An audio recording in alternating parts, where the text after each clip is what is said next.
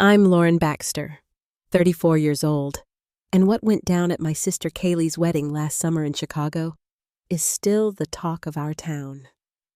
5 seconds in, and picture this: a dazzling lakeside venue, 150 guests in their finest, and my mother's voice slicing through the chatter, demanding I sell my lakefront home to fund Kaylie's dream honeymoon.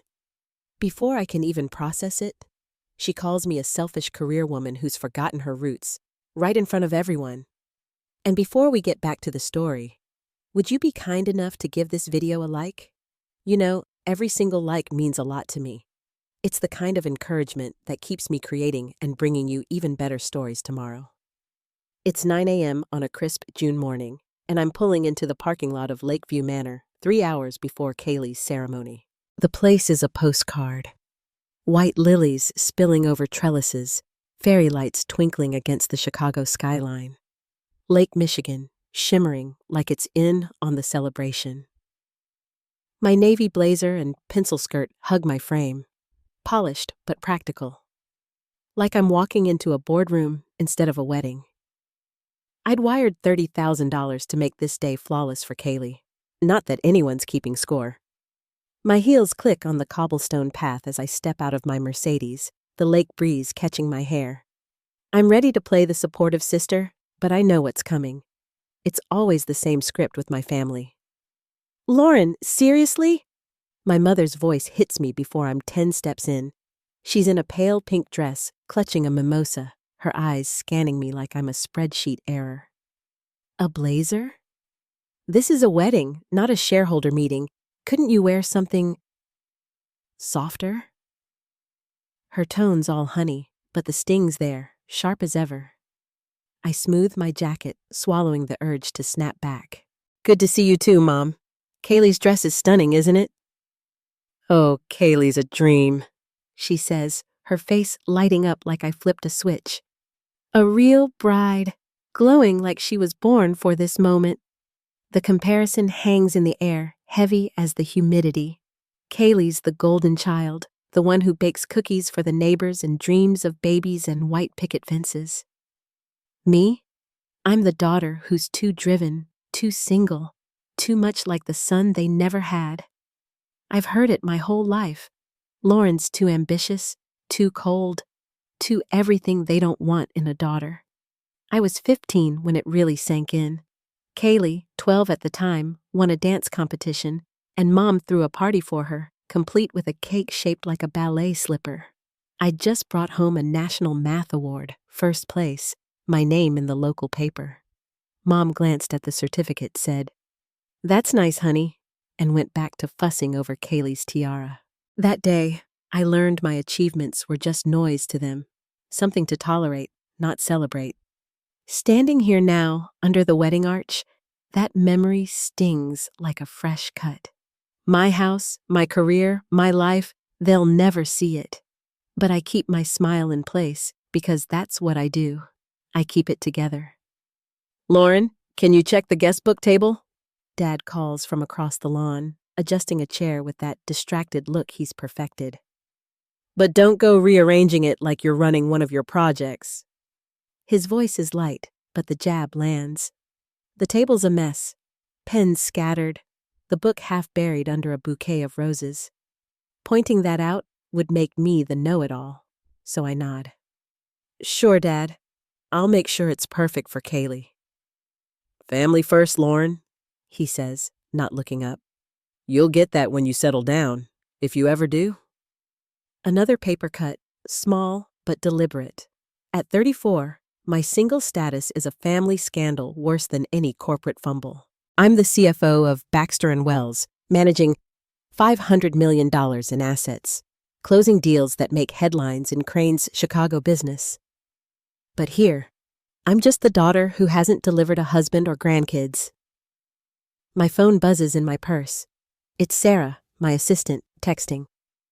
"Just confirmed your patio furniture delivery for the lake house. You're gonna love it, boss." I smile faintly.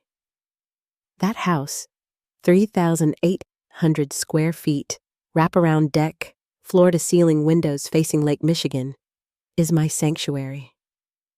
I bought it in cash after landing a national client, a deal that put my name on the map. It's not just a house. It's proof I built something without them. I tap back a quick thanks, Sarah, and slip my phone away before Mom notices. She'd call it rude. Another strike against me. Lauren, you made it! Aunt Karen swoops in, her floral perfume overwhelming. Her smile is warm, but her eyes pity me. You look professional. Still no +1, though. She pats my arm like I'm a lost puppy. I force a laugh. Just me today, Aunt Karen. Keeping it simple. Oh, honey, simple's fine, she says, her tone dripping with condescension. Not everyone finds love as young as Kaylie. The words hit like a mosquito bite. Annoying, but I've had worse. I focus on the guest book, straightening the pens, ignoring the whispers from a cluster of cousins nearby. Still no ring on Lauren's finger. All that money, and she's alone? My cousin Jake, leaning against the bar with a beer, smirks. Hey, Lauren. Maybe if you spent less time crunching numbers and more time on Bumble, you'd have someone to dance with tonight. Laughter ripples through the group. I could tell them about the 2 guys I dated last year. One bailed when he learned my title. The other couldn't handle my schedule. I could say being single's my choice, not a failure. But why waste my breath? Maybe next time, Jake, I say, keeping my voice light. The table's perfect now. Every pen aligned, the book centered. Small victories. Oh, Lauren's just picky, Mom says to Aunt Karen, loud enough for me to hear. Always has been. Too focused on that job of hers. She sips her mimosa, her eyes flicking to me, daring me to argue. I don't. I've learned that fighting back just fuels their narrative. Lauren, the difficult one. Instead, I glance at the lake, its surface calm, hiding the currents underneath. My house is a mile away, its deck lights probably glowing right now. I can almost see it, my oasis, where I'm not the disappointing daughter. My phone buzzes again. Sarah, you okay out there? Just saw your mom's dress on Insta. Yikes. I stifle a laugh. Sarah's been with me 3 years, always ready with a quip or a heads up. She knows how my family operates, knows I'd rather close a $10 million deal than navigate this minefield. I text back. Surviving. Thanks for the backup. Lauren, put that phone away. Mom snaps, her voice cutting through the chatter. This is Kaylie's day, not a board meeting. I slip it into my purse, my face neutral. Sorry, Mom. Just checking on something. Always working, she mutters to Aunt Karen. No wonder she's still alone. The words sting, but I've built up calluses. I focus on the lilies, their petals soft against the morning light, and think about the deck furniture Sarah mentioned. Teak chairs, a glass table, perfect for summer nights by the lake. That's my reality, not this. Kaylie floats by in her lace gown, a vision of bridal perfection. Lauren, you're here, she says, her voice bubbly, but her eyes don't quite meet mine. Thanks for helping with the guest book. It means a lot. Her smile is practiced, the kind she used when she borrowed my favorite sweater in high school and never gave it back. Anything for you, I say, matching her tone. She giggles, but there's an edge to it, like she's sizing me up. You're so good at organizing, she says. I bet your house is like a museum. The crowd chuckles, and I feel the weight of their eyes. They think she's joking, but I hear the jab. My house isn't a museum. It's a home, my home, the one I earned. As I step back, I catch a snippet of conversation between Mom and Dad near the bar. After the toasts, Dad says, his voice low. We'll announce it. She won't say no in front of everyone. Mom nods, her lips tight. She better not. It's for Kaylie. My stomach twists. They're planning something big, and I'm the one in the crosshairs. If this family drama is hitting close to home, drop your city in the comments and hit that like button. Let's see who else is feeling this. What's brewing behind those whispers? Stick around to find out. The lilies on the guest book table are perfect now, every petal in place, but the whispers around me are anything but. I'm Lauren Baxter, 34, standing in the middle of my sister Kaylie's wedding at Lakeview Manor, Chicago, and the air's thick with more than just lake breeze. My family's already started their usual routine, poking at my single status, my career, my everything. Mom's voice still echoes in my head from earlier, calling my blazer too stiff for a wedding, and Dad's warning about family first stings like a splinter.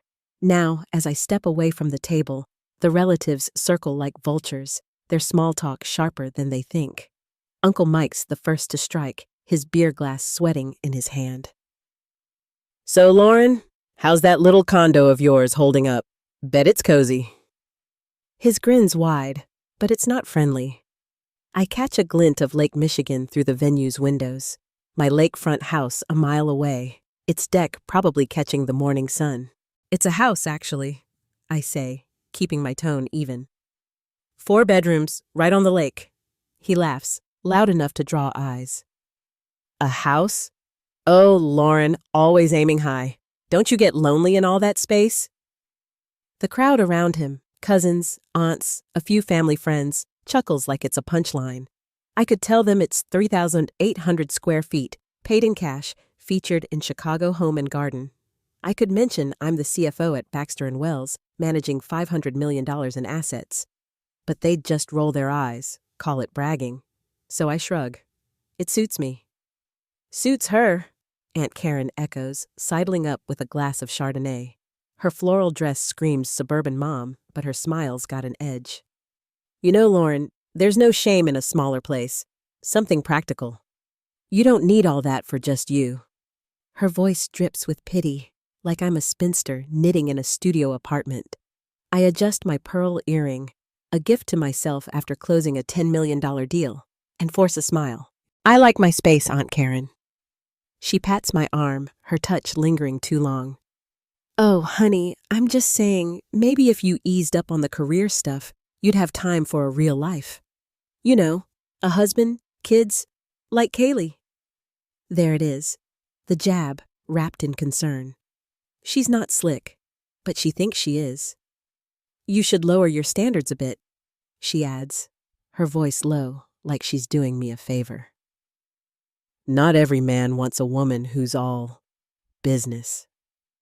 The word lands like a slap, softer than Mom's earlier dig, but just as cutting.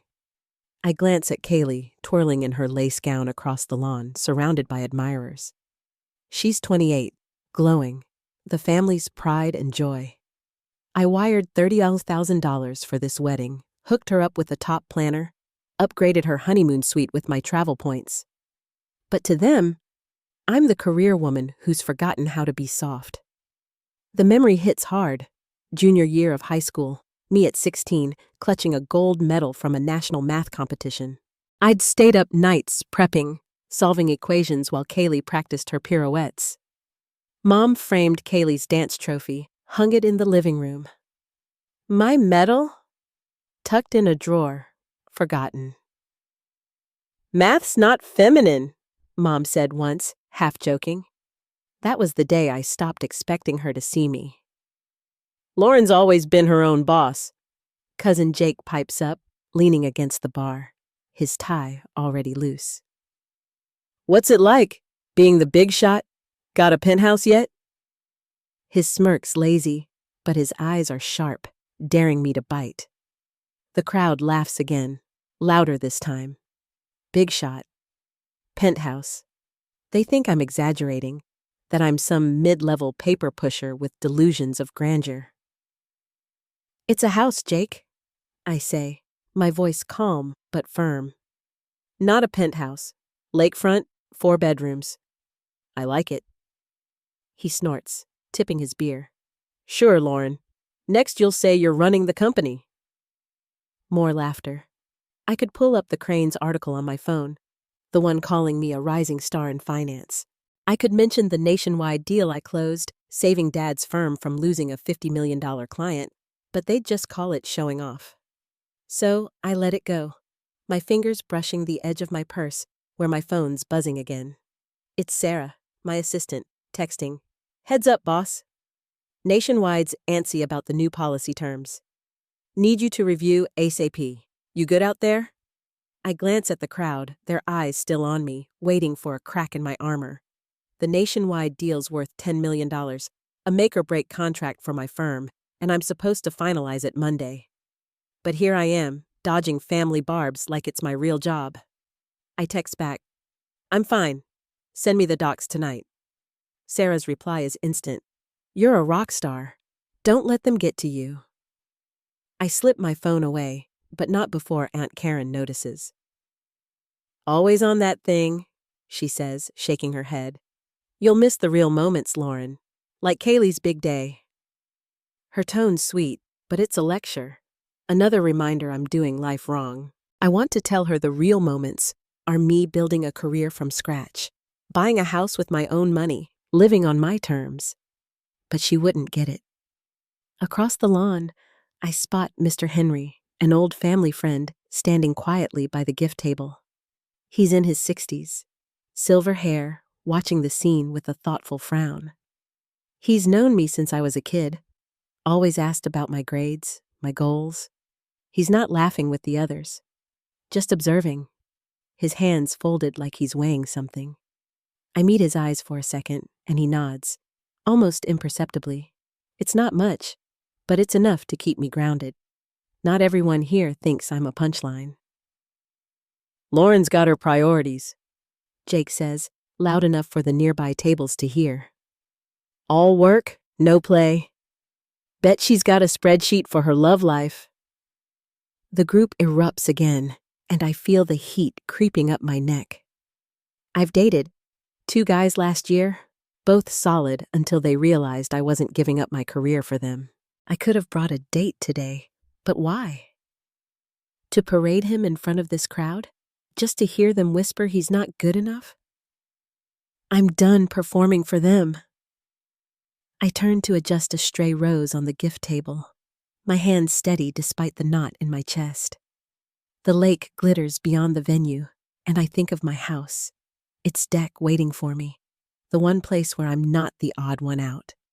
I've spent 10 years climbing, working 70-hour weeks, turning down invitations to dinners like this because I was building something real. That house isn't just a status symbol. It's mine, every square foot a testament to what I've done without their applause. Lauren, you're so serious, Aunt Karen says, her voice softer now, like she's trying to fix me. You don't have to prove anything, you know. Just be happy, like Kaylie. She gestures to my sister, who's posing for photos, her laughter carrying over the lawn. Happy, as if my life, my promotions, my home, my freedom, is somehow less because I don't have a ring on my finger. I'm happy, I say, meeting her eyes. My house, my job, they're enough. She blinks, caught off guard, then recovers with a tight smile. Well, good for you, dear. But her tone says she doesn't believe me. Neither does Jake, who's already moved on to joking with Uncle Mike. The whispers continue, a low hum of judgment, and I know this is just the warm-up. Whatever Mom and Dad are planning, it's bigger than these jabs, and it's coming for me. Hang on, because this family's got more up their sleeve, and I'm not sure I'm ready for it. The whispers from my family still buzz in my ears as I step away from the gift table at Kaylie's wedding, the Lakeview Manor humming with pre-ceremony chatter.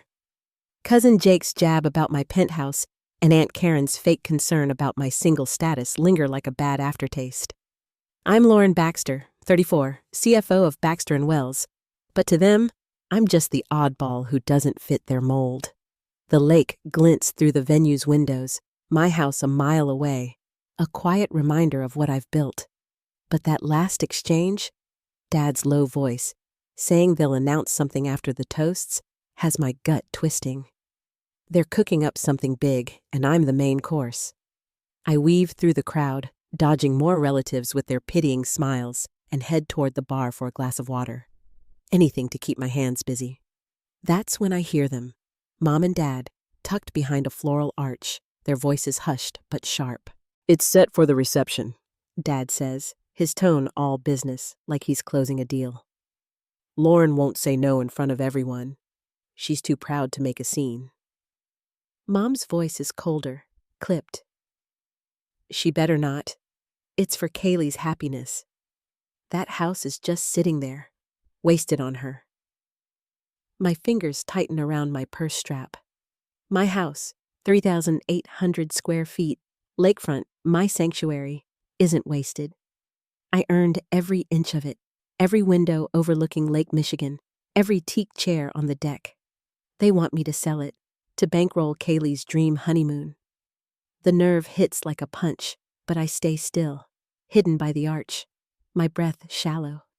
They think they can ambush me, trap me with 150 witnesses.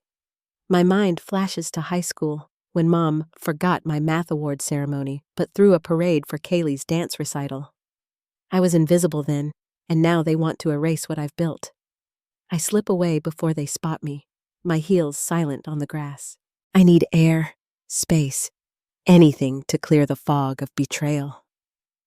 By the rose garden, Mom catches me, her pink dress shimmering under the morning sun. "Lauren, sweetheart," she says, her voice syrupy, like she's about to sell me something. "Can we talk for a minute?" Her smile's too wide, the kind she used when she wanted me to give up my bedroom for Kaylie's sleepovers. "Sure, Mom," I say, my tone neutral, but my guard's up. She pulls me toward a quiet corner, away from the guests sipping mimosas. "I know you've got that big house," she starts, her hand resting on my arm, light but calculated. "And you've done so well for yourself, honey. We're proud of you." The words sound rehearsed, and I brace for the catch. "But Kaylie's starting her life with Ethan, a honeymoon in Italy. It's what she's always dreamed of. You could help make that happen." I stare at her, the lake sparkling behind her, mocking her fake warmth. "You mean sell my house?" I ask, keeping my voice steady. Her smile falters, but she recovers fast. "It's not about selling, Lauren. It's about family. Kaylie looks up to you. Don't you want her to have the perfect start?" Her tone shifts, a hint of steel creeping in. "You don't need all that space, do you? Not when it's just you." My jaw tightens. "That house is mine, Mom. I worked for it. Kaylie's honeymoon isn't my responsibility." Her eyes narrow, the sweetness gone. "Don't be selfish, Lauren. We raised you better than that. You've got your fancy job, your fancy car. What's a house compared to your sister's happiness?" The manipulation's so blatant it's almost laughable, but it stings all the same. She's not asking. She's demanding, banking on guilt to break me. "I'm not selling," I say, my voice firm, like I'm closing a boardroom deal. "Kaylie can have a great honeymoon without my home." Mom's face hardens, but before she can push further, my phone buzzes in my purse. I step back, pulling it out. An email from my colleague, Tom. Subject line, "Nationwide deal. Urgent. Lauren, client's pushing back on the 10 million policy terms.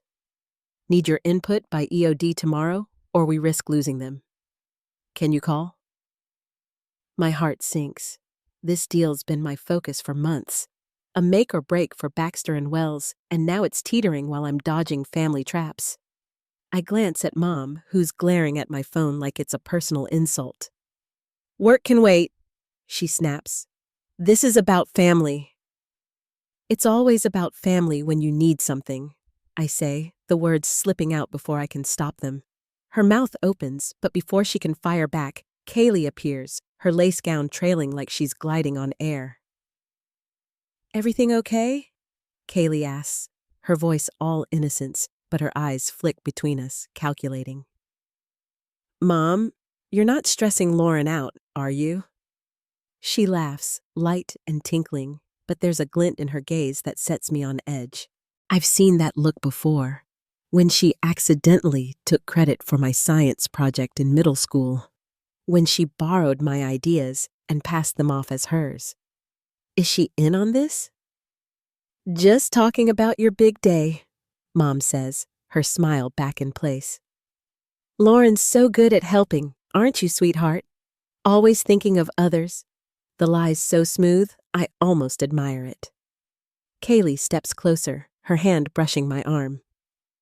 You've done so much already, Lauren. The planner, the suite upgrade, I don't know how to thank you. Her voice is soft, but then she adds, It'd mean the world if you could help with the honeymoon too. You know, do the right thing for me and Ethan. The words are gentle, but they're a push, a nudge toward the trap Mom laid. My sister, the perfect bride, isn't as clueless as she plays. I've done plenty, I say, meeting her eyes. Your wedding's beautiful, Kaylie. You don't need my house for it. Her smile flickers, just for a second, and I catch it. A flash of something sharper, like she's been caught. I didn't mean it like that, she says quickly, but her tone's too polished, too practiced. She knows. She's part of this, and the realization hits like a cold wave. My own sister setting me up with Mom and Dad, betting I'll cave under pressure. I take a breath, steadying myself, the way I do before a high-stakes meeting. Inside, though, I'm reeling. All those years of being the invisible sister, the one who paid for their dreams while they laughed off mine, it's a weight I've carried forever. Mom's manipulation, Kaylie's fake innocence, Dad's scheming, they're all pieces of the same puzzle, and I'm done fitting into it. I want to call them out, right here, but I know better. Not now. Not with 150 guests watching. Not with the nationwide deal hanging over me. My phone buzzes again, and I glance down. A text from Sarah, my assistant. Boss, you okay? Just saw Ethan's cousins setting up a live stream by the bar. Heads up, people are watching. My pulse spikes. A live stream? This wedding's about to become a public stage, and I'm the one in the spotlight. Whatever Mom and Dad have planned, it's not just family business anymore. It's about to blow up, and I'm not sure how to play my next move.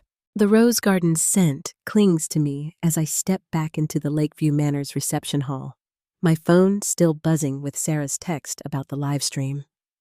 I'm Lauren Baxter, 34, CFO of Baxter & Wells, and the trap my family said is closing in.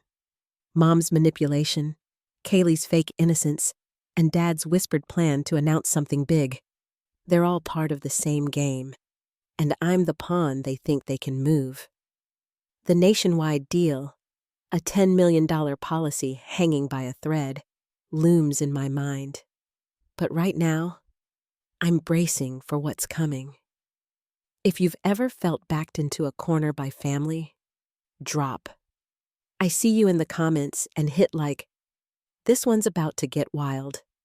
The reception's in full swing, chandeliers casting a warm glow over tables draped in ivory linens. Guests clink champagne glasses, laughter mixing with the band's soft jazz.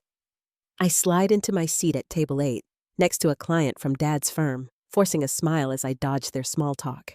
My navy blazer feels like armor, but it's not enough to shield me from what's brewing. Across the room, Kaylie's in her lace gown, beaming at Ethan, her new husband, while Mom and Dad huddle at the head table, their heads bent together. Kaylie's sly smile from earlier, that hint she's in on their plan, gnaws at me. My house, my lakefront sanctuary, bought with 10 years of sweat and late nights, is what they're after.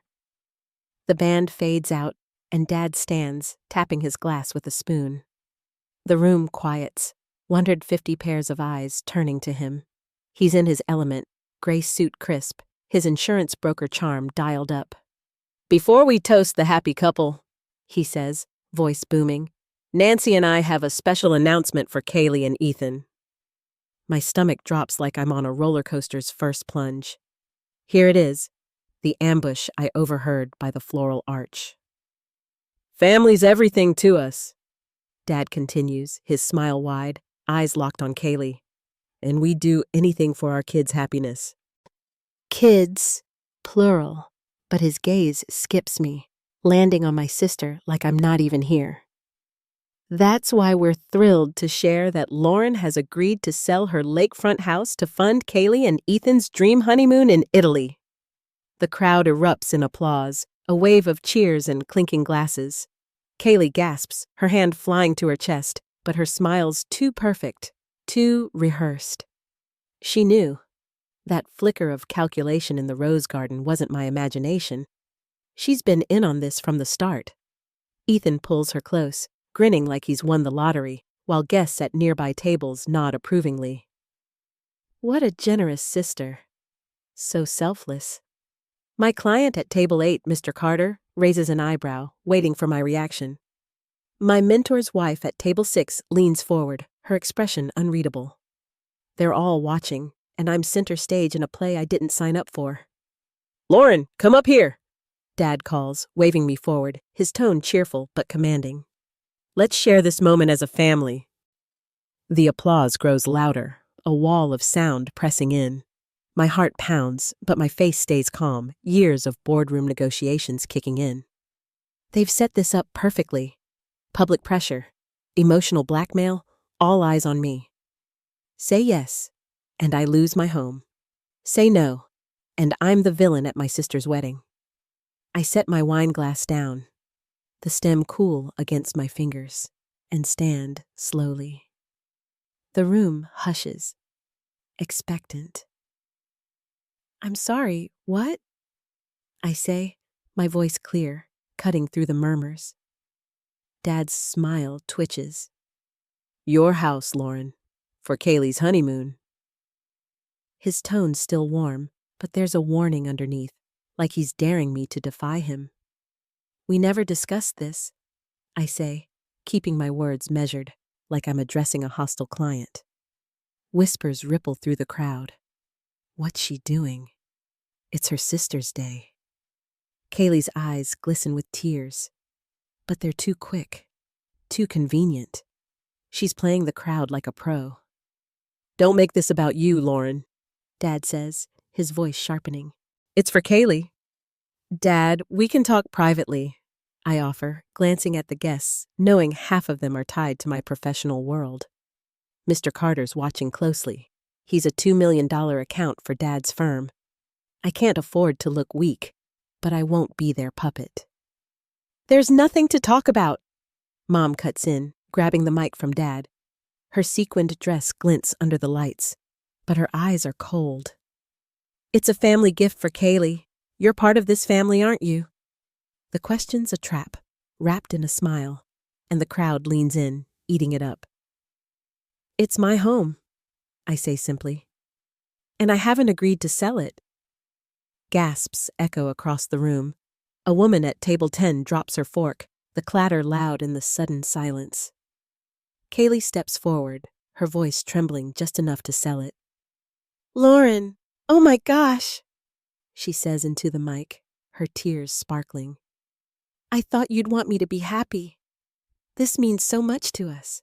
She's good, Oscar-worthy even, but that sly smile from earlier betrays her. She's not surprised, she's complicit. "Your happiness doesn't depend on my home, Kaylie," I say, my voice steady despite the fire in my chest. The crowd shifts, some murmuring in disapproval, others whispering in confusion. Selfish. On her sister's wedding day, I catch Mr. Henry, the old family friend, at the back, his brow furrowed but silent, like he's piecing something together. "You can buy another house," Dad booms, his patience fraying. "Don't be difficult, Lauren." "Then buy her one," I shoot back, the words sharp before I can soften them. More gasps. A man at table 7 mutters, "Unbelievable." Mom's face flushes, her grip on the mic tightening. "Lauren, please," Ethan says, playing the peacemaker, his arm around Kaylie. "We'd cherish that house. It's about family."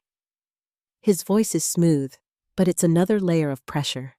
Another voice trying to guilt me into submission. "I'm sure you would," I say, meeting his eyes. "But it's not for sale."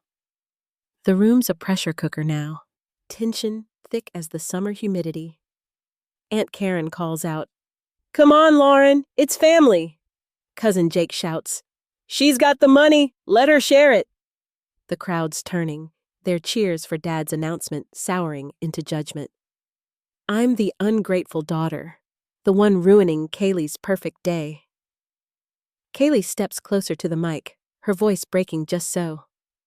Lauren, please think about me, she says, tears streaming now, each one a calculated drop. You're my big sister. I've always looked up to you. The crowd sighs, swayed by her performance, but I see the truth in her eyes, a flicker of triumph, like she knows she's got the room on her side. My mind races back to when we were kids, her taking credit for my ideas, Mom and Dad clapping for her while I stood in the shadows. She's not begging, she's pushing, banking on me folding under the weight of 150 stairs. Inside, I'm burning. That house isn't just bricks and mortar. It's 10 years of 70-hour weeks, of proving I'm more than their afterthought. Selling it would be like handing over my spine, letting them carve away everything I've built. But I keep my face calm, my hands steady, channeling every high-stakes meeting I've ever run. I've thought about you plenty, Kaylie, I say, my voice low but firm. This isn't about you. It's about my home. The crowd's murmurs grow louder, a mix of shock and disapproval.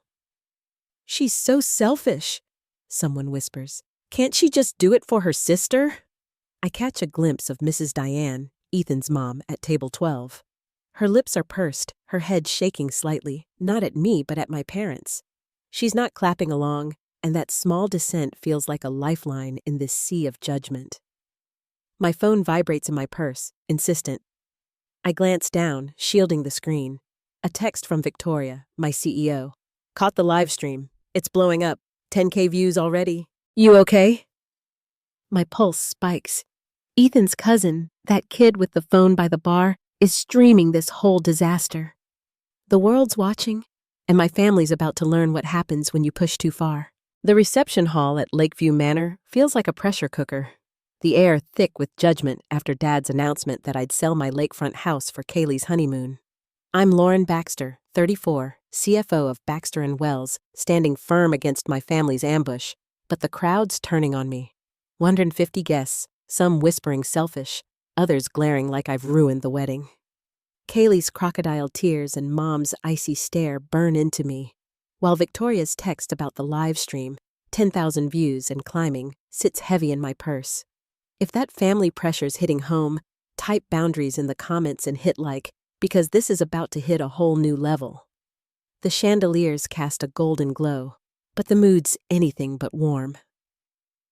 Mom snatches the microphone from Dad, her sequined dress flashing like a warning signal.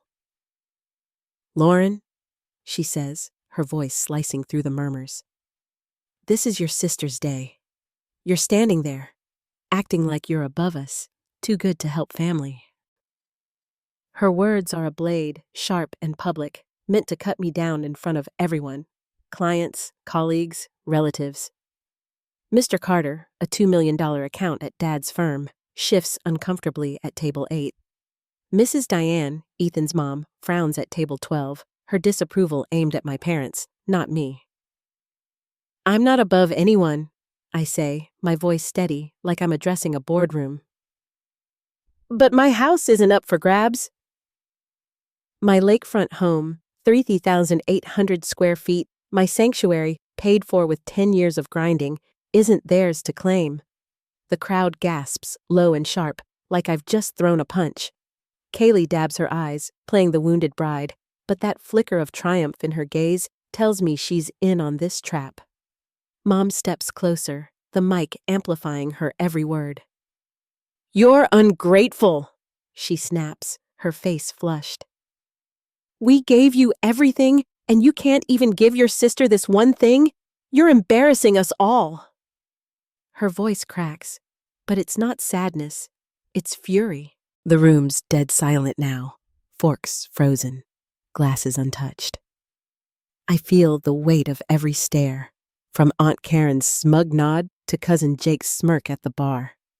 Even Mr. Henry, the family friend who's been quietly watching, looks tense, his hands clasped tight. Embarrassing, I say, keeping my tone level, though my blood's boiling. You announced I'd sell my home without asking me. That's not family. That's manipulation. The words land like a stone in a still pond, ripples spreading. A woman at table 10 whispers. She's got a point, but she's drowned out by Uncle Mike shouting, "Come on, Lauren, don't be so cold." Cold? I echo, my eyes locked on Mom. I wired $30,000 for this wedding. I upgraded Kaylie's suite. I've done plenty. The crowd shifts, some faces softening, others hardening. Mr. Carter raises an eyebrow, jotting something on a napkin. Maybe a note about my backbone, or maybe he's writing me off. Mom's eyes narrow, her grip on the mic so tight her knuckles whiten. You think money makes you better than us? You're selfish, Lauren. Always have been. Her voice is a hiss now, venom dripping. I flash back to 16. Clutching my math medal while she fawned over Kaylie's dance trophy. That old wound splits open, raw and aching. But I don't flinch. I won't give her the satisfaction. My house is mine, I say, slow and clear. I'm not selling it. Not for Kaylie, not for anyone. The room erupts in whispers. She's serious. How dare she? But Mom's face twists, a mix of shock and rage. She storms toward me, heels clicking like gunfire on the hardwood. Before I can step back, her hand flies up and crack. Her palm connects with my cheek, a sharp sting that echoes in the silence. My pearl earring, a gift to myself after a big deal, tumbles to the floor, skittering under a table. The crowd freezes, a collective gasp sucking the air out of the room. Ethan's cousin, phone in hand, zooms in, the live stream catching every second. My cheek burns, but I don't touch it. I don't blink. The pain's nothing compared to the betrayal. My own mother, hitting me in front of 150 people, all because I won't bend. "Lauren!" Mom says, her voice shaking, the mic still in her other hand. "I'm sorry, I didn't mean..." But then she pivots, her tone shifting to accusation. "You pushed me to this. You're tearing this family apart." It's a performance, her fake remorse laced with blame, and the crowd eats it up. "Shame on you," a guest calls out. "It's her sister's wedding," another yells. The chorus grows, a wave of condemnation crashing over me. Kaylie rushes to Mom's side, her tears flowing again, but her eyes are sharp, calculating. "Lauren, how could you?" she says, voice trembling just right. Ethan pulls her close, whispering something, but Mrs. Diane stands at table 12, her arms crossed, glaring at Mom, not me. Mr. Henry's still silent, his frown deeper now, like he's seen enough. I bend down, my fingers finding the pearl earring under the table. The crowd's still muttering, selfish, ungrateful, but I block them out. My house, my life, my boundaries, they don't get to take those. I stand, slipping the earring into my pocket, and face Kaylie. "Congratulations," I say, my voice calm, cutting through the noise. "I hope you and Ethan have a beautiful life." I turn to the room, my gaze sweeping over the stunned faces. "Enjoy the party." I walk toward the exit, my heels steady, the weight of their judgment trailing me. Inside, I'm shaking, anger, hurt, a lifetime of being the invisible daughter clawing at me. I was 15 when Mom ignored my math award, 20 when she called my MBA a phase, 30 when she said my house was too much for a single girl. Every slight, every dismissal, it's all led to this. But I won't break. That house, my deck, my lake view, my proof I'm enough, is worth more than their approval. Outside, the lake breeze hits my face, cooling the sting on my cheek. I pull out my phone, my hands trembling just enough to betray me. I dial Victoria, my CEO, my voice low but firm. "It's Lauren. They went too far. I need that contingency plan. Now." Her reply is sharp, no nonsense. "I'm on it. Stay strong." The live stream's still rolling, And whatever happens next, the world's about to see who's really calling the shots. The Lakeview Manor's parking lot is a blur of luxury cars and fairy lights as I step outside. The sting of Mom's slap still hot on my cheek. I'm Lauren Baxter, 34, CFO of Baxter & Wells, and the weight of 150 guests' judgment, calling me selfish, ungrateful, follows me like a shadow. My pearl earring is safe in my pocket, but my family's betrayal cuts deeper than the live stream, now viral, capturing Mom's hand meeting my face. My call to Victoria, my CEO, was a lifeline. Her words, "Stay strong," echoing as I grip my phone, waiting for her to deliver. The lake breeze carries the faint hum of the reception, but I'm done playing their game. The glass doors swing open behind me, and Victoria Wells strides out, her black power suit sharp as a blade, flanked by 2 lawyers in crisp navy. At 52, she's a force, CEO of Baxter & Wells, 35% shareholder in Dad's firm. Her silver hair pulled back like she's ready for war. The crowd inside spills toward the entrance, drawn by her presence, their whispers shifting from me to her. Mom and Dad freeze at the head table, their faces pale under the chandeliers. Kaylie, still in her lace gown, clutches Ethan's arm, her tear-streaked act faltering. "Lauren," Victoria calls, her voice carrying like a gavel. "You don't need to stand out here alone." She steps closer, her heels clicking with purpose, the lawyers trailing like silent enforcers. I nod, my chest tight, the memory of Mom's slap pulsing with every heartbeat. Victoria turns to the crowd, her gaze sweeping over the 150 guests. Clients, colleagues, relatives, who've gone quiet, sensing a shift. "Ladies and gentlemen," she says, no microphone needed, her voice commanding the room. "You've just witnessed an injustice. Lauren Baxter isn't just a guest here. She's the CFO of Baxter & Wells, the architect of our $50 million nationwide deal, the woman who saved this firm from collapse." Gasps ripple through the crowd. Mr. Carter, Dad's client at table 8, straightens, his napkin forgotten. Aunt Karen's Chardonnay glass trembles. "Lauren closed contracts that keep your businesses running," Victoria continues, her eyes locking on Dad.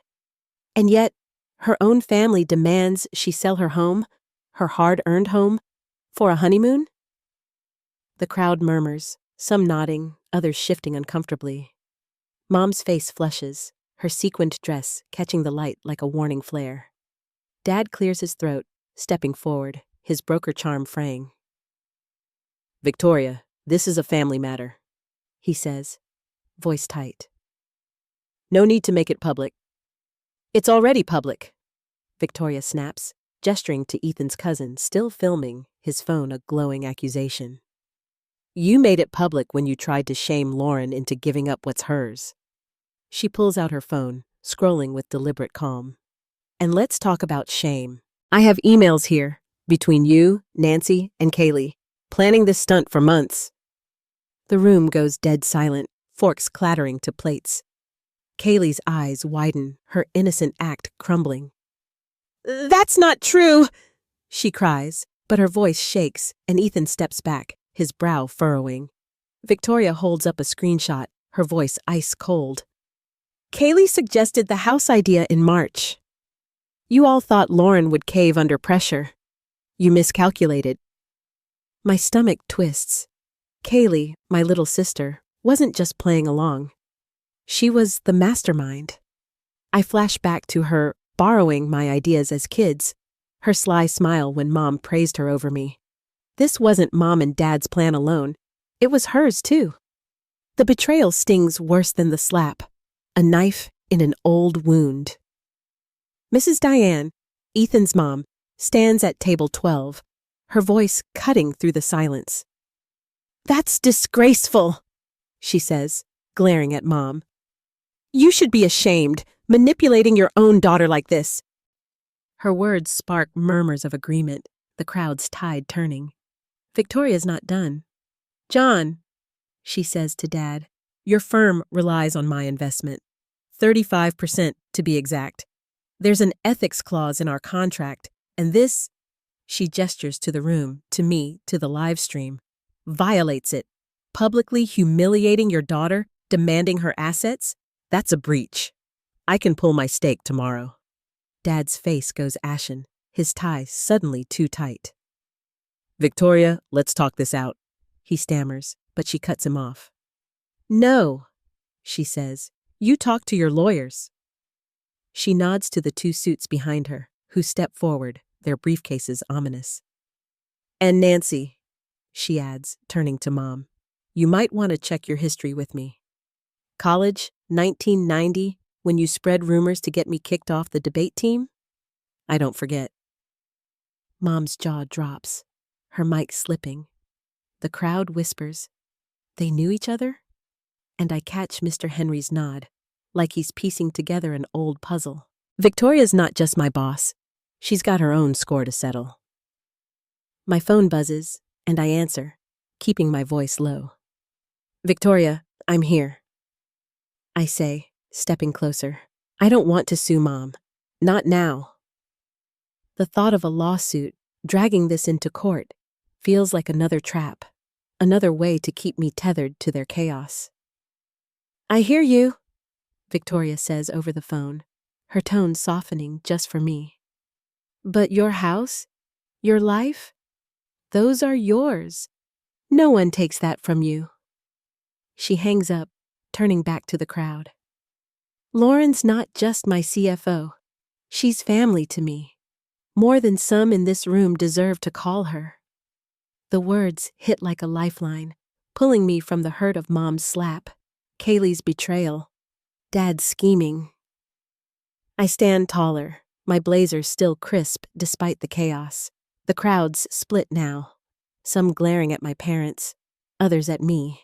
But Mrs. Diane claps slowly, deliberately, and a few others join her. Mr. Carter nods, scribbling another note. The live stream's counter ticks higher. 15,000 views now. Ethan's cousin still filming like it's his job. Victoria steps toward Mom and Dad, her voice low but lethal.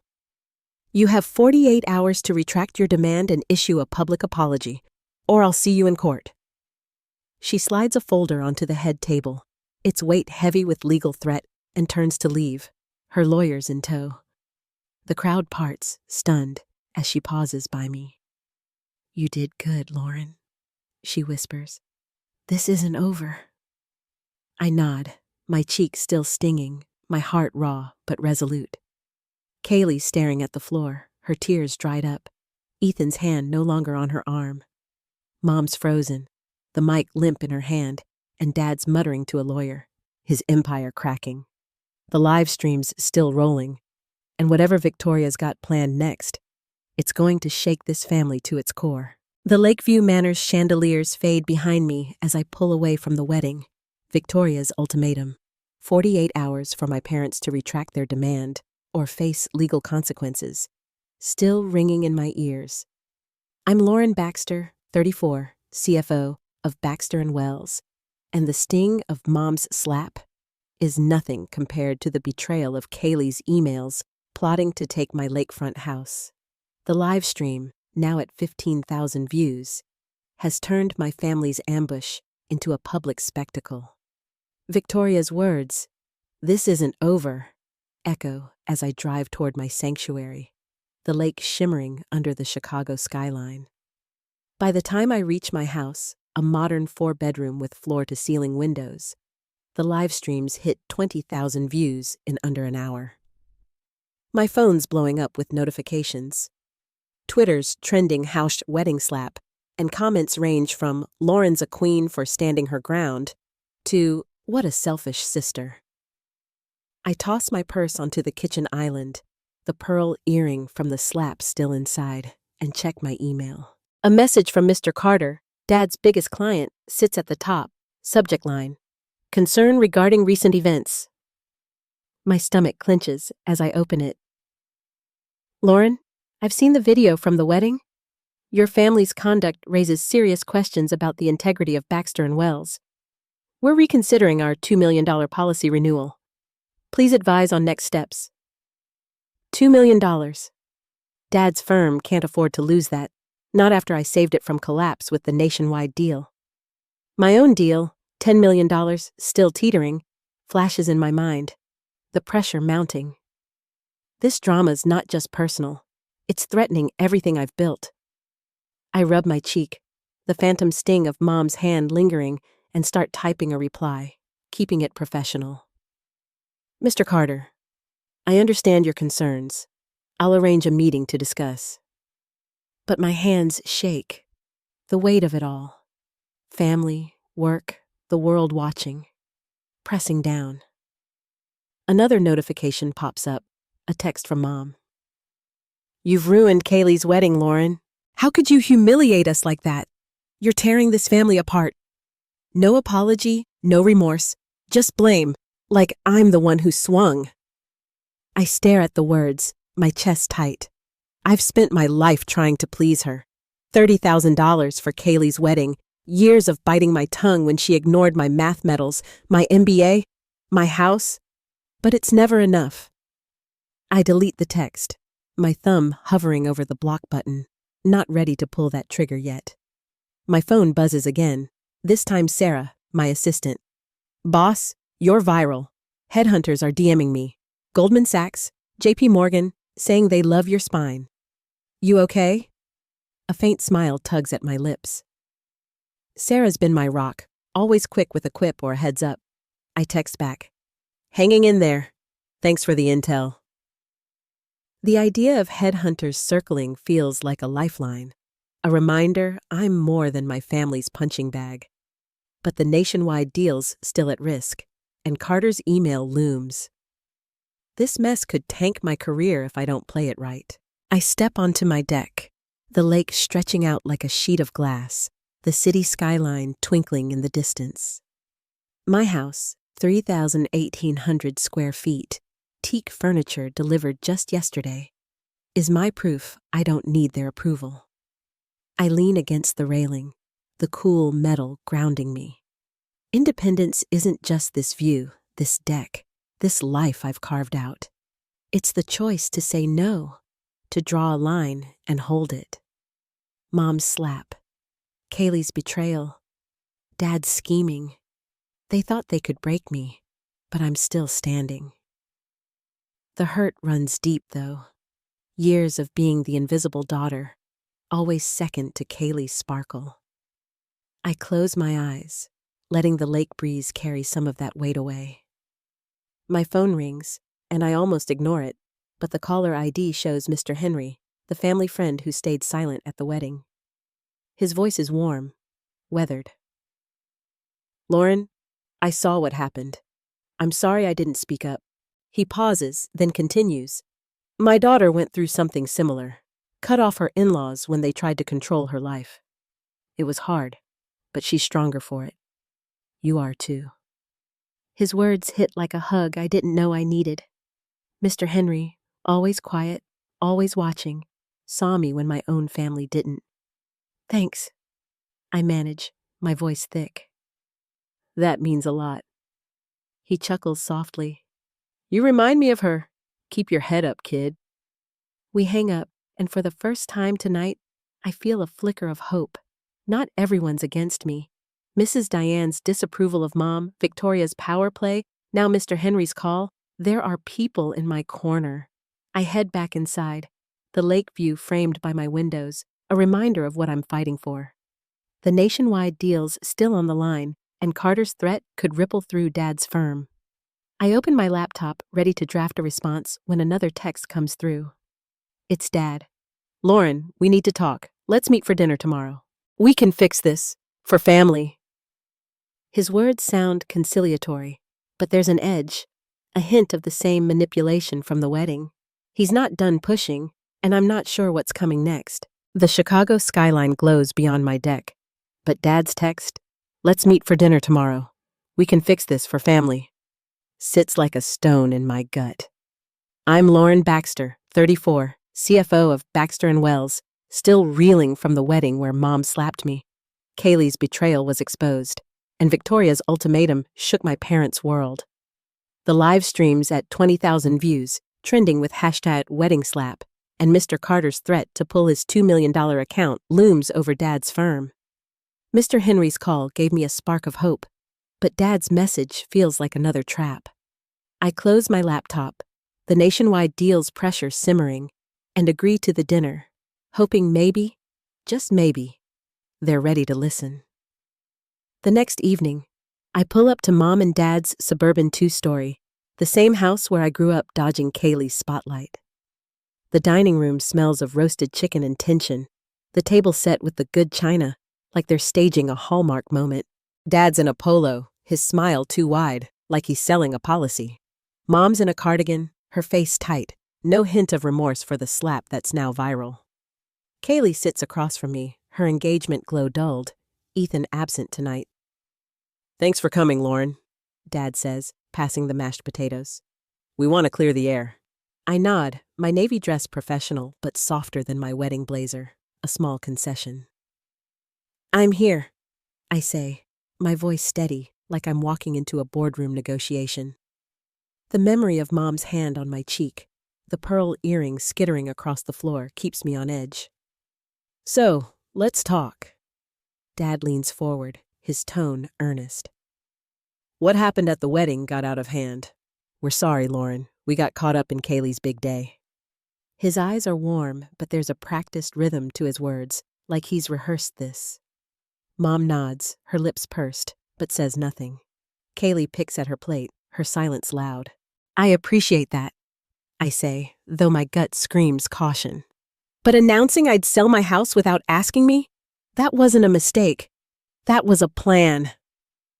My lakefront home, 3,800 square feet, my sanctuary, flashes in my mind, its deck lights a beacon of everything I've earned. Dad sighs, like I'm the difficult one. "We thought you'd want to help Kaylie, but we're past that now." He pauses, then adds, "What if you didn't sell the house? What if you just shared it? Let Kaylie and Ethan use it for a while, as a family gesture." My fork stops midair. Shared? The word's a red flag, waving in front of my eyes. This isn't an apology. It's a pivot, a new angle to get what they want. Mom jumps in, her voice softer but no less calculated. "It'd mean so much to Kaylie, Lauren. You've got so much space, and they're just starting out." I set my fork down, the clink loud in the quiet room. "My house isn't a timeshare," I say, my tone flat. "I bought it. It's mine." The nationwide deal's stress, $10 million on the line, flickers in my mind, but I push it aside. This is about boundaries, not business. Kaylie's eyes well up, right on cue. "Lauren," she says, her voice trembling, "remember when we were kids? We used to share everything. Clothes, secrets, that old treehouse Dad built."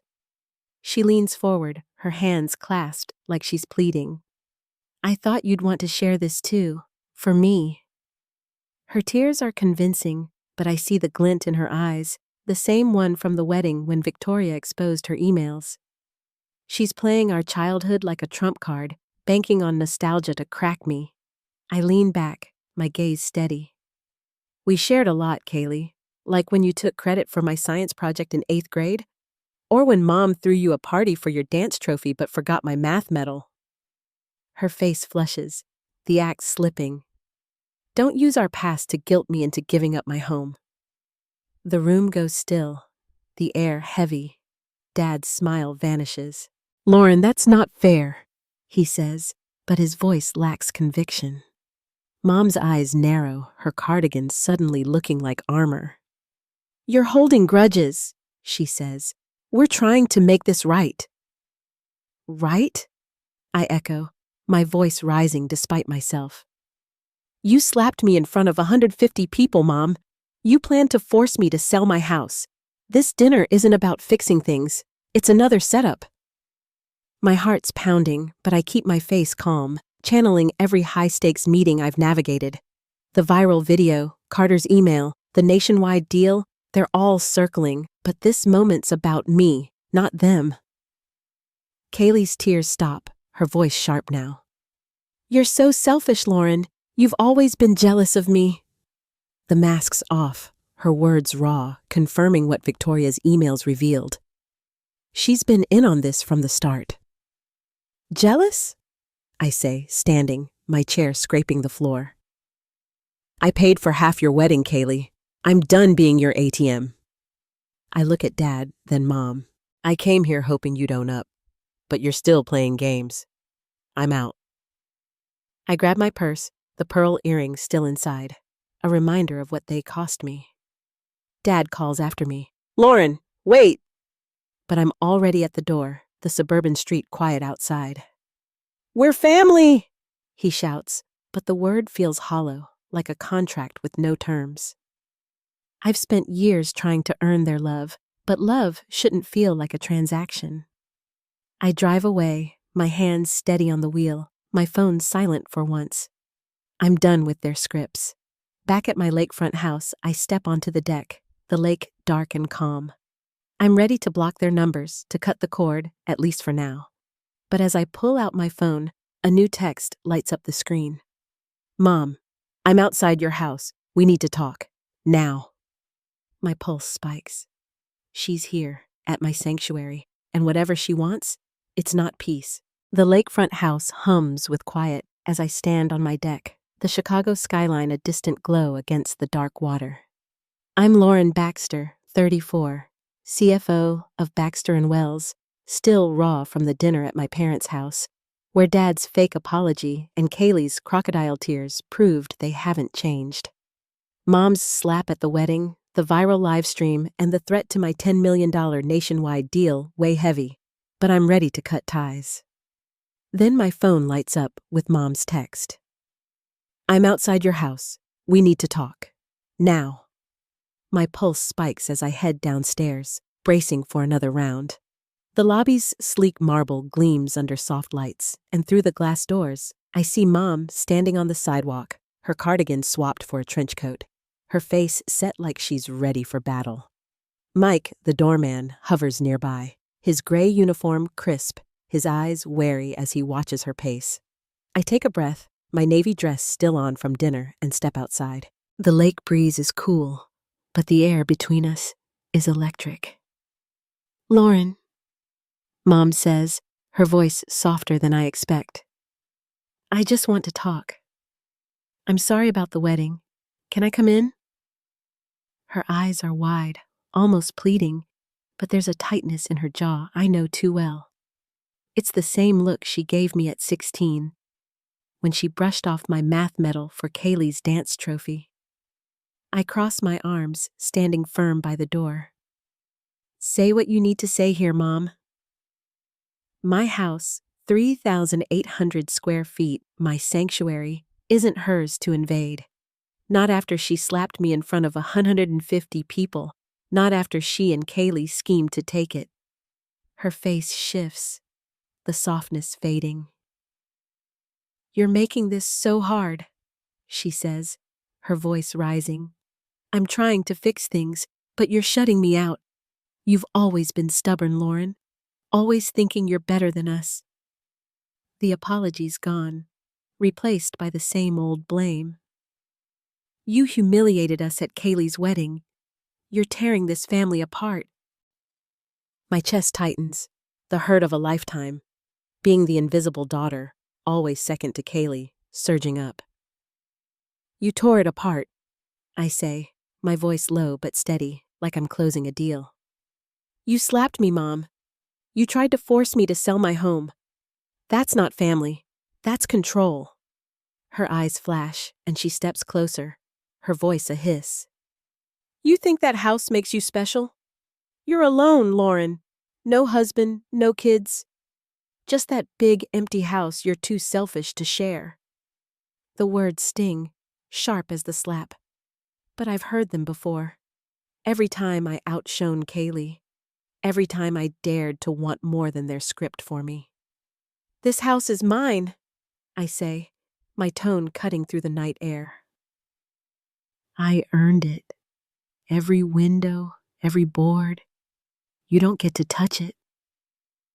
My hands are steady, but inside, I'm shaking. The weight of years spent chasing their approval crashing down. I'm done begging for it. Mom's face twists, her voice loud now, drawing the eye of a passing jogger. You're a disgrace! She spits. Kaylie's heartbroken. Your father's business is crumbling and you don't care. You've always been like this. Cold. Ungrateful. Her words echo the wedding crowd's murmurs, but they don't break me. Not anymore. Mike steps forward, his voice calm but firm. Ma'am, you need to lower your voice or leave. He's in his 50s, broad-shouldered, with a quiet strength I've always liked. He glances at me, his eyes kind. Lauren, you okay? I'm fine, Mike, I say, grateful for the backup. Mom glares at him, but he doesn't budge. I've seen this before, he says, his voice low, meant for me. My daughter had to cut off her in-laws when they tried to run her life. Told her she was selfish for wanting her own path. She's happier now, Lauren. You will be too. His words hit like a lifeline, a reminder I'm not alone. Mr. Henry's call last night, Mrs. Diane's disapproval at the wedding, there are people who see me. Mom scoffs, but her fire's fading. You're choosing strangers over family, she says, her voice breaking, but it's not sadness, it's frustration. She's losing, and she knows it. I'm choosing myself, I say, stepping back toward the door. Don't come here again, Mom. We're done.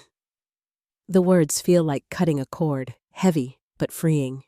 I turn, walking through the glass doors, Mike holding them open. My heart aches. Losing her, even like this, isn't easy. But the relief is stronger, like shedding a weight I've carried too long. Inside, the lobby's quiet, the lake visible through the windows, my home solid around me. I pull out my phone to text Sarah, ready to focus on the nationwide deal, when an email notification pops up. It's from Mr. Carter, Dad's client. Lauren, your strength at the wedding was impressive. Let's meet to discuss our account. I'm inclined to stay with Baxter & Wells because of you. My breath catches. The $2 million account might hold, and it's because I stood my ground. Mom's outside, but this, my house, my career, my life, is mine, and no one's taking it. The lobby's marble floor reflects the soft glow of my lakefront house as I stand inside, the weight of Mom's confrontation still lingering like a bruise. I'm Lauren Baxter, 34, CFO of Baxter & Wells, and cutting Mom off tonight, telling her we're done, was both a gut punch and a release. Mr. Carter's email, praising my strength at Kaylie's wedding, is a flicker of hope amidst the chaos of the viral haha wedding slap video and the teetering $10 million nationwide deal. My home, all 3,800 square feet of it, stands firm behind me, a testament to what I've built. But the fallout's just beginning, and I'm bracing for the ripple effects. 3 days later, I'm in my home office, the lake shimmering through the floor-to-ceiling windows, when my phone pings with an email from Sarah, my assistant. Boss, bad news. Dad's firm lost 3 major contracts, $5 million total. Clients cited the wedding video. You okay? My stomach drops. The live stream, now at 50,000 views, has turned Mom's slap and Dad's ambush into a public relations nightmare for Baxter & Wells. Dad's firm was already shaky before I saved it with the nationwide deal, and now it's crumbling because of their own actions. I feel a pang of guilt. Dad's my father after all, but it fades fast. He tried to force me to sell my house, my sanctuary, for Kaylie's honeymoon. This is on him. Another email lands, this one from Mr. Carter, the $2 million client who reached out after the wedding. Lauren, your poise under pressure has convinced us to stay with Baxter & Wells. Your leadership is an asset. Let's meet next week to finalize. I lean back in my chair, a rush of relief washing over me. My stand at the wedding, refusing to cave to Mom, Dad, and Kaylie, didn't just save my house. It saved a key account. The nationwide deal's still in play too, and I open my laptop to review the latest terms, my fingers steady despite the chaos. Last night, I signed the $10 million policy, locking it in after weeks of negotiations. It's a win, a big one, and it's mine. My phone buzzes with a notification, a post from Mom on Facebook, public, tagged with my name. My daughter Lauren has chosen her career over family, leaving her sister's wedding in ruins. Some people only care about themselves. The words sting, but the comments below tell a different story. Wow, lady, you slapped her on a live stream. Look in the mirror. Another. Lauren's a badass for standing up to you. The backlash is swift. Hundreds of strangers calling her out, sharing the video. Now at 70,000 views. I don't smile, but I feel a quiet vindication. The world seeing what I've lived with for years. A text from Sarah pops up. Kaylie and Ethan split. Word is Ethan's family bailed after the video showed Kaylie's role in the house scheme. 5 months after the wedding, and Kaylie's perfect life is cracking. I picture her in her lace gown, tears staged for the crowd, her emails with Mom plotting against me. Part of me aches for her. She's my sister, and I wired $30,000 for her day. But she chose to betray me. Ethan's family, led by Mrs. Diane's disapproval at the wedding, saw the toxicity and walked. I can't blame them. Another message comes through. This one from Mr. Henry, the family friend who called after the wedding. Lauren, I'm proud of you.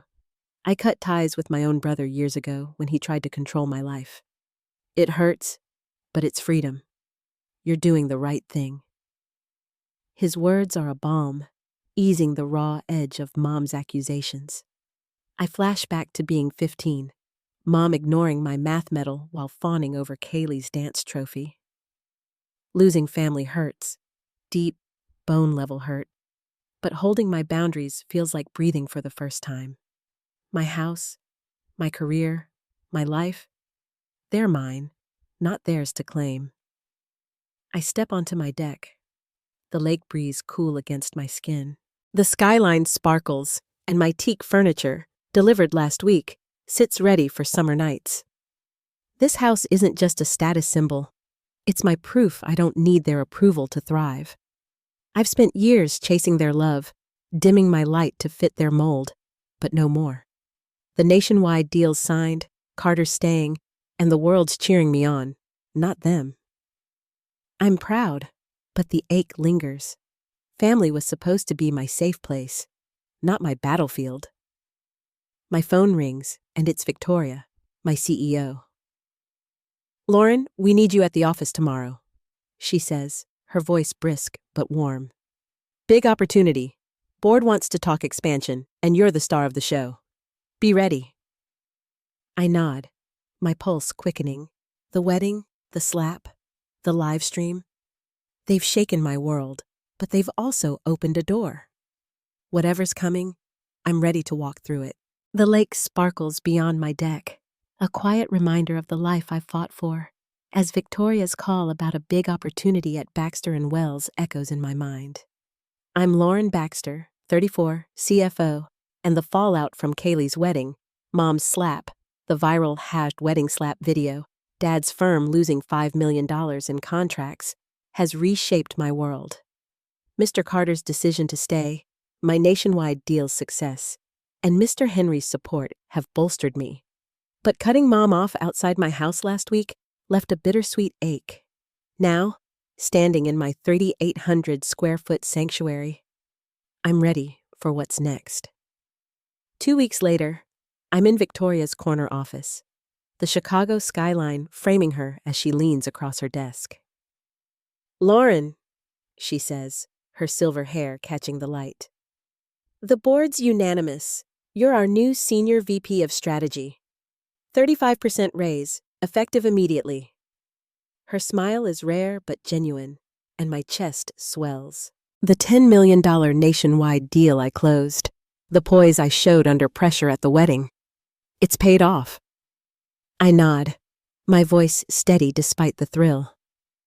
Thank you, Victoria. I'm ready to deliver.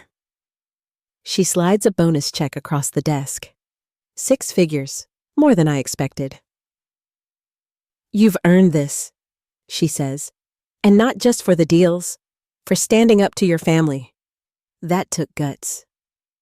I think of Mom's accusations, Kaylie's betrayal, Dad's manipulation. The guilt of cutting them off tugs at me. Years of trying to be the good daughter don't vanish overnight, but I push it down. I've spent too long dimming my light for them.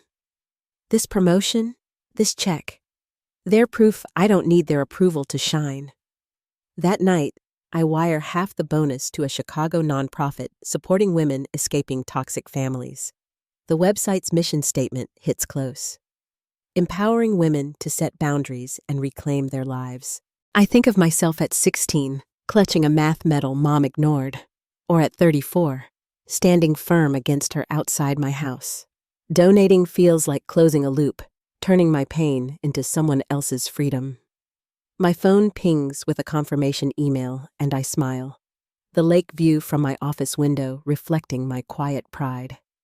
A week later, I'm at Victoria's Lincoln Park brownstone for a family dinner, a far cry from the tense meal at my parents' house.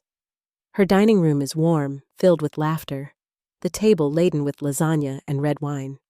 Her 17-year-old son, Max, sits across from me, his eyes bright with curiosity. "Lauren, I read about you in Cranes," he says, pushing his glasses up. "That nationwide deal? Insane. I want to study finance because of you." His enthusiasm catches me off guard, and I laugh, feeling lighter than I have in weeks. "Finance isn't glamorous," I say, sipping my wine, "but it's about building something real. You've got the brains for it, Max." He grins, launching into his college plans, Wharton, maybe Northwestern, his ambition mirroring mine at his age. Victoria catches my eye, nodding approvingly. This is family, I realize. Not blood, but people who see you, who cheer your wins. Mom's voice, calling me selfish, fades a little more. Back home, I call my building's security to change the locks. No more unannounced visits from Mom, Dad, or Kaylie. The decision's heavy. Kaylie's tearful act at the dinner, Mom's accusations outside my door, Dad's crumbling firm all flash through my mind. Guilt creeps in, whispering that I'm abandoning them, that family should come first. But I shake it off. Family isn't manipulation or control. It's respect, support, like Victoria's trust, Mr. Henry's call, Max's admiration. I've built my own circle, and it's stronger than the one I was born into. The locksmith's confirmation email lands, and I feel a weight lift, my house truly mine now. I step onto my deck, the teak furniture gleaming under the moonlight, Lake Michigan stretching out like possibility. The skyline sparkles, and I think of the girl who worked 70-hour weeks, who bought this house in cash, who stood up to a room of 150 people. Cutting off my family hurts, but it's not loss. It's freedom. I'm not the invisible daughter anymore. I'm Lauren, Senior VP, my own anchor. My phone buzzes with a text, unexpected at this hour. It's Ethan, Kaylie's ex-husband. "Lauren, I owe you an apology. I didn't see how toxic your family was until the wedding. I'm sorry, and I'm rooting for you." My breath catches. Ethan, who stood by Kaylie's side, now sees what I've lived with. It's a small gesture, but it lands like a spark, hinting at something bigger on the horizon. The moonlight dances on Lake Michigan, casting a silver glow over my deck as Ethan's unexpected text, "I'm sorry, and I'm rooting for you," lingers on my phone. I'm Lauren Baxter, 34. Newly minted Senior VP of Strategy at Baxter & Wells, standing taller after cutting ties with my toxic family. The wedding chaos, Mom's slap, Kaylie's betrayal, Dad's manipulation, is behind me, replaced by a $10 million nationwide deal, Mr. Carter's renewed trust, and a donation to empower women like me. Victoria's dinner, Max's admiration, and new locks on my house have redefined family as those who lift me up.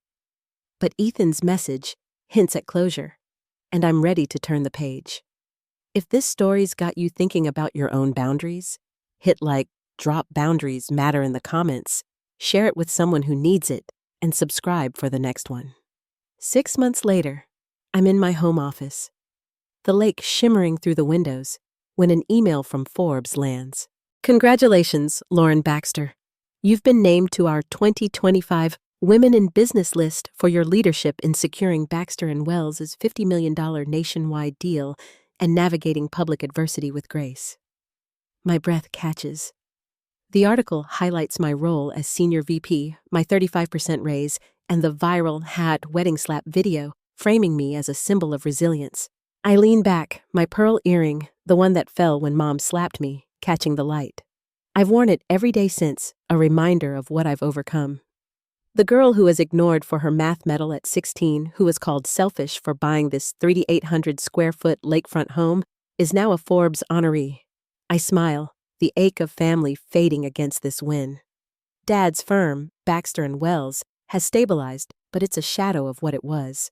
Sarah's latest update, they've clawed back one of the 3 lost contracts, but $3 million in business is gone for good, and Dad's reputation took a bigger hit. Clients like Mr. Itzurtes. Carter stayed because of me, not him. I haven't spoken to him since the dinner where he tried to guilt me into sharing my house with Kaylie. His silence feels like surrender, and I'm okay with that. My focus is forward, strategy meetings, expansion plans, building on the nationwide success. Mom, though, hasn't quit. Last week, she mailed a letter to my office, bypassing my home's new locks. Lauren, you're still our daughter. Let's talk. For family. The words are softer than her sidewalk tirade, but they reek of the same manipulation. Family as a weapon, not a bond. I remember her hand on my cheek, her voice calling me ungrateful in front of 150 guests, her Facebook post blaming me for Kaylie's ruined wedding. The pain of those moments, years of being the invisible daughter, overshadowed by Kaylie's dance trophies, surges, but I don't waver. I shred the letter, my hands steady, and block her number for good. Family isn't blood, it's respect, and she's never offered that. My phone pings with another text from Ethan, longer this time. Lauren, I ended things with Kaylie months ago. I saw the emails. She planned the house scheme with your mom. I couldn't stay with someone who'd manipulate like that. You were right to stand your ground. I'm sorry I didn't see it sooner. I stare at the screen, the lake's reflection rippling behind me. Ethan, who stood by Kaylie at the wedding, now sees her for what she is. His apology doesn't erase the hurt. Kaylie's betrayal, her tears staged to guilt me, but it closes a door. She's lost him, just as she lost me, because of her own choices. I text back, "Thanks, Ethan. I appreciate it. Simple, final." I step onto my deck, the teak furniture warm under the summer sun, Lake Michigan stretching out like freedom itself. My house, every window, every board, is more than a home. It's a symbol of what I've built without their applause. I think of the girl who worked 70-hour weeks, who paid for this place in cash, who faced down a room of 150 people and a live stream that hit 60,000 views. The memories of Mom's dismissal, Kaylie's schemes, Dad's pressure, they'll always sting, but they don't define me anymore. I've let go of the guilt, the need to prove I'm enough. I am enough, and this view, this life, proves it. Victoria's words at her dinner echo, "Your family to me." Max's ambition, Mr. Henry's support, Mike the doorman's story about his daughter. They're my people now, the ones who see me. Blood doesn't make family, respect does, and boundaries matter more than shared DNA. I've lost the family I was born into, but I've gained one that lifts me up, and that's worth everything. My phone buzzes again, a final email from Forbes, asking for a quote for their feature. I type, Success isn't about pleasing everyone, it's about owning your worth and protecting what you've built. I hit send, then lean against the railing. The lake breeze cool on my skin. The skyline sparkles, and I know I'm not just surviving. I'm thriving. If this story hit home, like, comment, share with someone who needs it, and subscribe for more. Boundaries matter, and the next chapter's always worth watching.